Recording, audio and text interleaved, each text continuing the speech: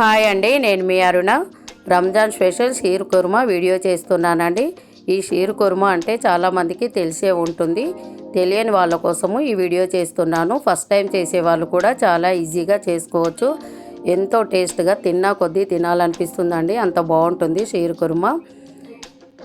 ఈ షీర్ కుర్మా చేసుకోవడము చాలా ఈజీగా చేసుకోవచ్చు. చిక్కటి పాలు 1/2 లీటర్ తీసుకొని బాగా మసలబెట్టాలి. పక్కకు స్టవ్ పైన కడాయి పెట్టుకొని, కడాయి హీట్ అయ్యాక ఇందులో నెయ్యి వేసుకొని, నెయ్యిలో మన ఇంట్లో ఉన్న డ్రై ఫ్రూట్స్ని వేసుకొని ఫ్రై చేసుకోవాలి. ఈ డ్రై ఫ్రూట్స్ నేనైతే కిస్మిస్, బాదము, కాజు, పిస్తా, వాల్నట్స్ అన్ని డ్రై ఫ్రూట్స్ వేసుకొని నేతిలో ఫ్రై చేసుకుంటున్నాను. సిమ్లో మాత్రమే పెట్టుకోవాలి. ఫ్రై చేసిన డ్రై ఫ్రూట్స్ను వేరొక ప్లేట్లోకి తీసుకొని అదే నేతిలో సేమియాను కూడా వేసుకొని ఫ్రై చేసుకోవాలి.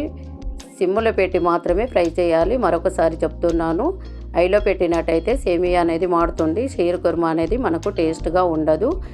మనం ఫ్రై చేసిన డ్రై ఫ్రూట్స్ను ఇందులో వేసుకోవాలి. ముందే నేను ఎండి ఖర్జూరను ముక్కలు ముక్కలుగా చేసి గింజలు లేకుండా ఒలిచి పెట్టాను. ఆ ఖర్జూరను కూడా ఇందులో వేసుకొని మసలబెట్టాలండి. ఖర్జూరతోటే షీర్ కుర్మా అనేది చాలా టేస్ట్గా ఉంటుంది. కంపల్సరీ మర్చిపోకుండా వేసుకోండి. ఇప్పుడు మనము సిరప్ అనేది తయారు చేసుకున్నామండి. క్యారమెల్ సిరప్ను కడాయిలో వాటర్ పోయకుండా ఇలా షుగర్ని వేసి గరిటెతో కలుపుతూ ఉంటే సిరప్ అనేది మనకు రెడీ అయిపోతుంది. ఇలా సిరప్ అనేది చిక్కగా రావాలండి. ఇలా వచ్చిన తర్వాత ఈ సిరప్ను మసిలే పాలల్లో పోసుకొని ఇందులోనే మిల్క్ మేడ్ కూడా వేసి మరొకసారి కలుపుకోవాలి. ఇలా కలిపిన తర్వాత ఇందులోనే మనము ఫ్రై చేసిన సేమియాను కూడా వేసుకొని మొత్తం మిక్స్ అయ్యేలాగా కలపాలి.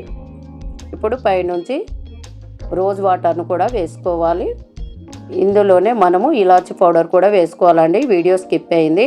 ఇప్పుడు పైనుంచి కొన్ని డ్రై ఫ్రూట్స్ని వేసుకుంటే అంతేనండి, ఎంతో రుచికరమైన షీర్ కుర్మా అనేది మనకు రెడీ అయిపోయింది. ఈ షీర్ కుర్మా మీరు కూడా ట్రై చేసి మీకు ఎలా వచ్చిందో కామెంట్ చేయండి. Thank you.